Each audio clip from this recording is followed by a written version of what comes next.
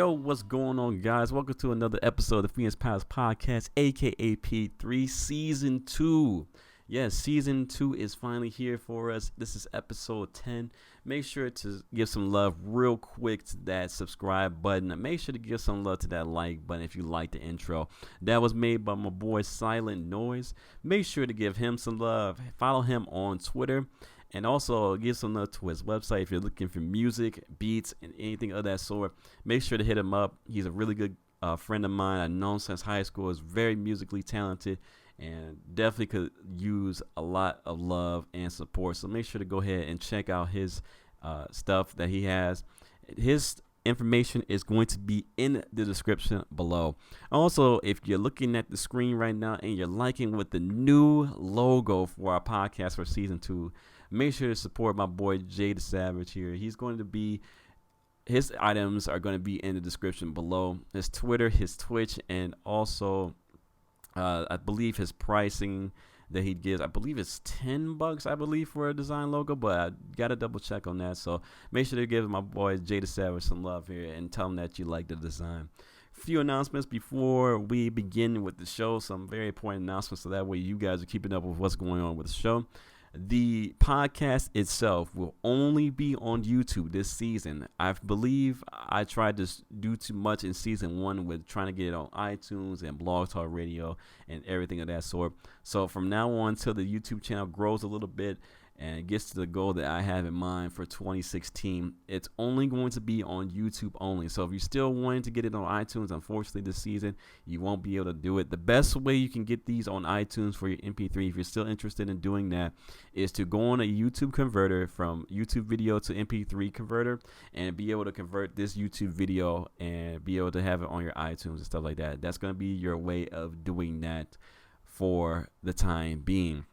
The second announcement is that I am opening up the lines of communication for the show. So if you have any questions or you want to leave something for me to talk about on the show, I'm going to be opening up the Ask Phoenix part of the show. So if you have something that you are curious about, want my opinions on, want me to talk about, whatever the case may be, leave a comment in the description below with the hashtag Ask Phoenix, or just simply leave a comment or tweet me, twitter.com/theblackphoenix, and let me know that you want me to talk about it on the show, and I will give you a personal shout out. And like I said, we'll be talking about whatever questions you may ask on the show here. Make sure it's serious questions too, man. I don't want to answer any kind of troll questions. All that stuff is going to be kind of ignored and skipped if I send some kind of trolling. But if it's a good, serious, general question, I definitely want to talk about it and stuff like that.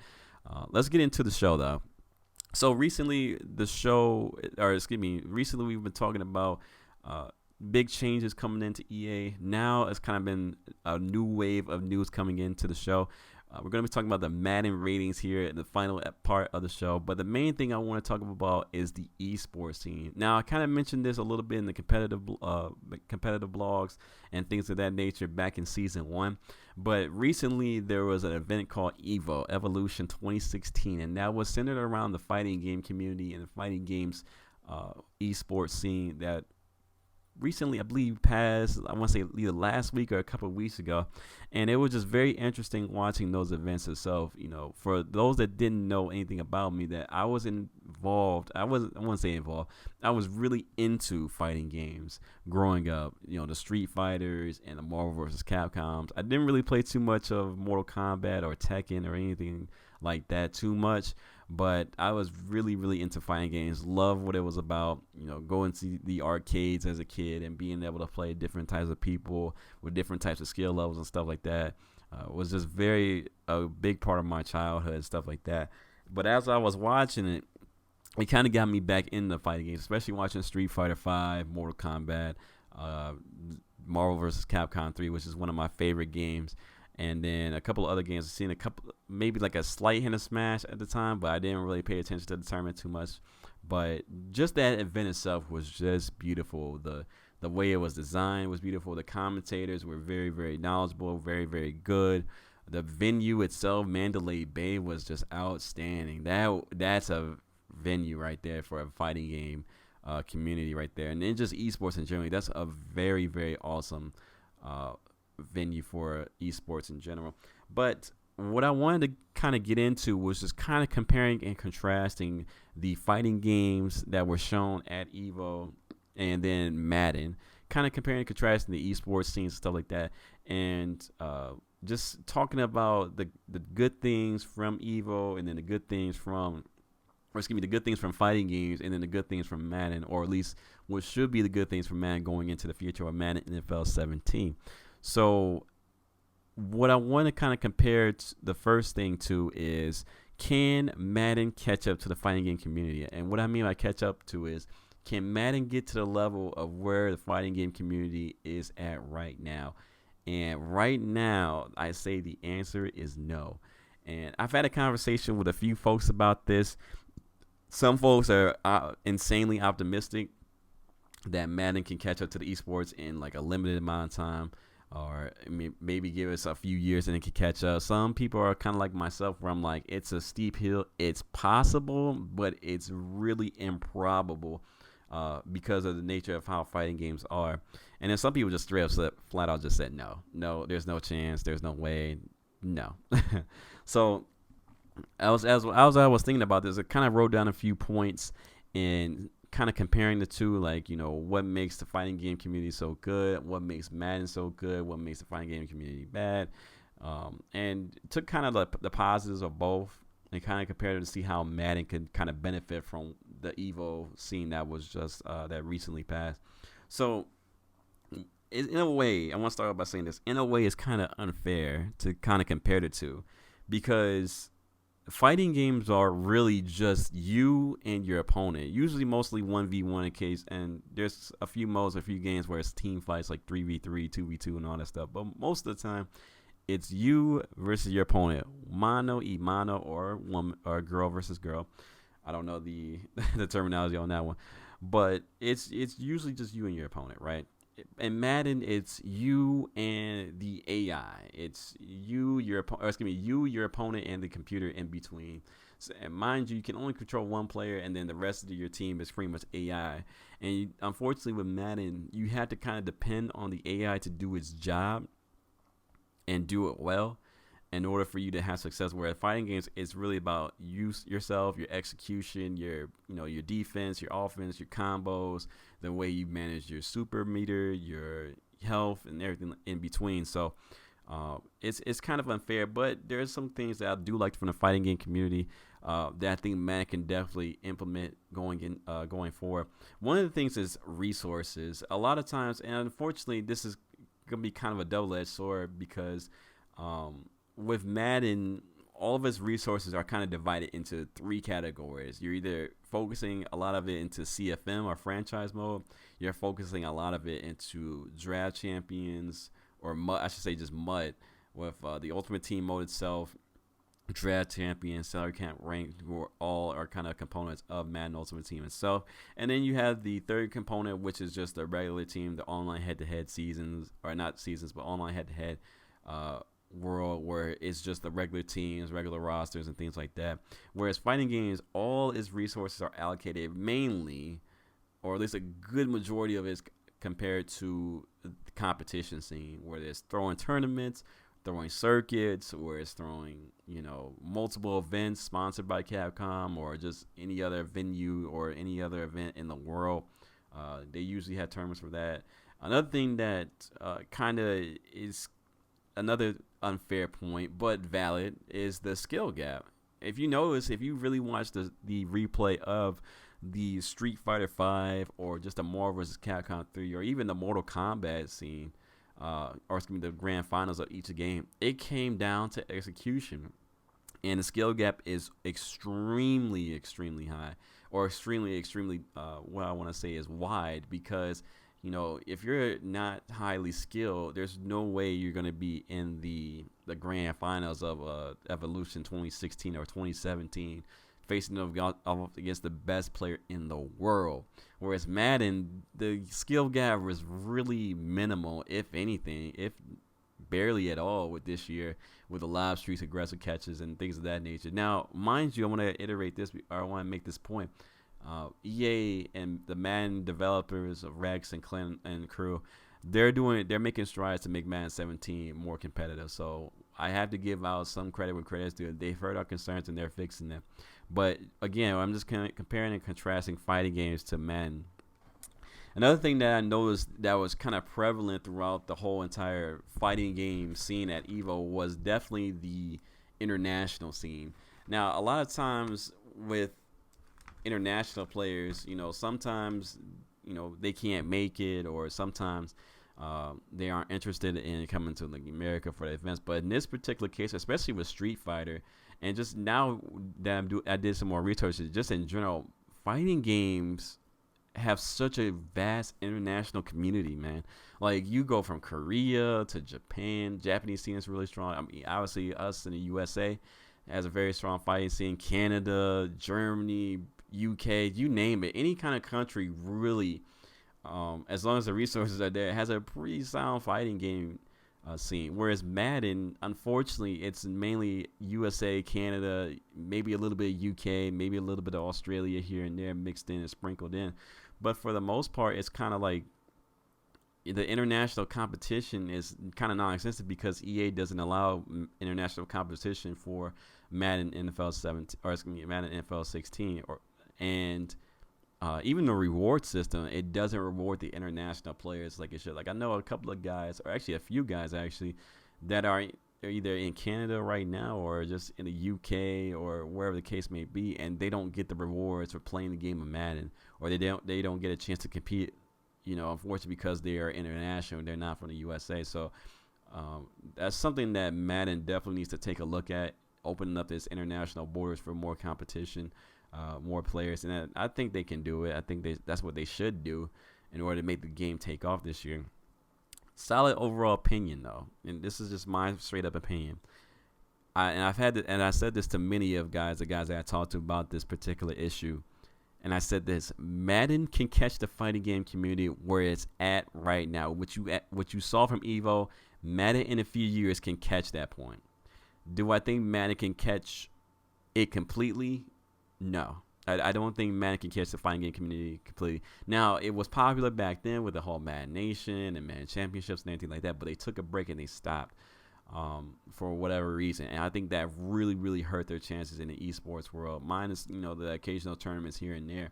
But the tournaments from EA itself, they kind of lacked, unfortunately. So that kind of hurt them, which, like I said, in my mind, had they kind of consistently did it year after year after year after year, and I'm talking like on a big scale like we did for Madden NFL 16, I honestly think that at that point Madden could have caught the fighting game community, but without, it's just so many things. Like I said, the international competition, that's one thing. The sponsors, the venues, the willing to allocate the resources to competition, and just continue the trend that fighting games have been on, just continually upward, getting more people involved and things like that. And one day we might even see Street Fighter 5 going to Xbox One, and that's going to really boost up the competition, just for an example. So again, Madden can catch the fighting game community where it was at Evo in a few years. Today, I should probably put it like that. Madden can catch the fighting game community in a few years where the fighting game community is at today. But I do not think I personally don't think, even if they were kind of like parallel, like each community or each scene continued to grow, I don't think Madden could catch the fighting game community. And unfortunately, I like both communities. I've been a part of the fighting game community. I've seen, how ways interacting. I've seen the Madden community, how it interacts, obviously. And it's just two different spectrums, man. And like I said, it's unfair to compare them, but it's just a solid truth. So if you're wildly optimistic, I'm sorry. It's just a reality. If you look into research and everything like that, the fighting game community is just like 2 steps, maybe even 3 steps ahead of what Madden needs to be. Now, I will say this, though. There is some ways, again, that they can narrow the divide. Obviously, as mentioned before, international competition, both competition and community, getting them more involved. Continue to make the strides to increase the skill gap, rewarding the adjustments, punishing the mistakes, or punishing poor execution. Again, increasing that skill gap so that way it's more fun to watch. And even just going on to more fun to watch, just continue to eliminate the exploits of the game. the gap blitz that make the game look bad. So like the gap blitzes, the aggressive catch, which they already fixed by adding the addition of the swap button this year, the zones and things like that. The one play touchdowns, the money plays. Like I said, they're already fixing that for Madden NFL 17, so they don't need to rehash that. But again, it has to be a continuous development by these guys, by the developer team, to make sure that their game looks the best it does possible. Not only for us as players, but for the esports scene and the pressures that come with it, being that more eyes are going to be on the game. Sponsors are going to be looking at the game that haven't sponsored Madden in a while, either in a while or haven't sponsored Madden before. They're going to be looking at this game. If the game doesn't look, if the game kind of looks like it did for 16, they'll probably get a couple of sponsors, but most of the big names are not going to be really. I don't think the big names are really going to invest their time and effort into it. But again, that's all TBD, to be determined as Madden 17 approaches. But I will say this though, as I mentioned before, Madden is making the right strides. You know, Peter Moore, Chief Competition Officer at EA, even he has said that Madden, the sports games like Madden and FIFA, are needing a lot of work, or have a lot of work to do. I should put it like that. Which means as a community, we need to, especially for the competition community. Some communities already got this on lock, but the competition community is nowhere to be found in my mind. But we need to provide actionable feedback to the developers, which should help out the game tremendously. And what I mean by actionable is like you record a video, something that happens, and you say, either record it of you talking about it, or record a video of, you know, it happening, and you tweet it to the devs or direct message the devs or whatever way you can get in contact with them, and just say, hey, you know, what up, like, have you looked at this? This is an issue. Instead of just be like, yo, the game sucks, man, fix it. You know, like, say like, hey, this issue happens a lot. Are you guys looking into it? Is it on your radar? If not, it should be on your radar, because this is an issue. Like, just be more professional. I guess I should put it like that too. And not just bash the community or bash developers because the game sucks. That's not what we want here. Shifting gears here, as mentioned, as promised, we are going to be talking about the rookie ratings systems, or not the system, but the top 10 rookie ratings that have came out by the EA blog here. Surprisingly, there are no quarterbacks on this list. Now, if you're wondering about the other rankings that just came out, we're going to do a full offensive top 5, top 10 in some cases. We're going to be doing that next episode, so make sure to stay tuned. But for this episode, we're going to be talking about the rookie ratings top 10. Here we go. Number 1, as mentioned, there are no quarterbacks. So Jared Goff, Carson Wentz, they are not on this list. They are a 77 overall, according to an ESPN article that I found, and that's all I know about them. The number 1 rookie is cornerback Jalen Ramsey from the Jacksonville Jaguars. 93 speed, 94 acceleration, 90 agility, 85 man coverage, 84 zone coverage, and his overall is an 82 overall, which is pretty darn good for a rookie. I must admit, that's really, really good, especially with the new rating system. That's pretty solid. According to the blurb it has about Ramsey, it says that Ramsey brings explosiveness to the Jaguar secondary and has the athletic ability to match up against the league's best receivers. With ratings of 85 man coverage and 84 zone coverage, he could play all downs and match up nicely in a variety of defensive schemes. His 93 jump rating will play a big role against the aggressive nature of offensive pass schemes. So he's going to be a really, really solid corner at the jump. Really interested to see how he looks in Madden Ultimate Team for sure. And I can't wait to see that. The second rookie is the Ezekiel Elliott from the Ohio State University, unfortunately. And the Dallas Cowboys, or he got drafted by the Dallas Cowboys. He's an 80 overall, and he's had some pretty good stats here. 92 speed, 90 acceleration, 91 agility, 86 carrying, and 91 ball carrier vision, which is tremendous for a rookie. That's probably, I think that's the best, if not, yeah, that's got to be like the best ball carrier vision for a rookie. So the little blurb about him says that Elliott will provide a change of pace for the Cowboys run game. He is also a viable third down receiver in the backfield who can pick up yards in a hurry. With 92 speed and 86 carry ratings, Elliott has the ability to play every down and be the workhorse type back America's team needed all last season. Now, I don't know about America's team and all that, but he should definitely help the Cowboys in the run game. I believe they signed Alfred Morris, and I believe they still have Darren McFadden, if I'm not mistaken. So this trio of running backs should be really, really solid for the Cowboys this season.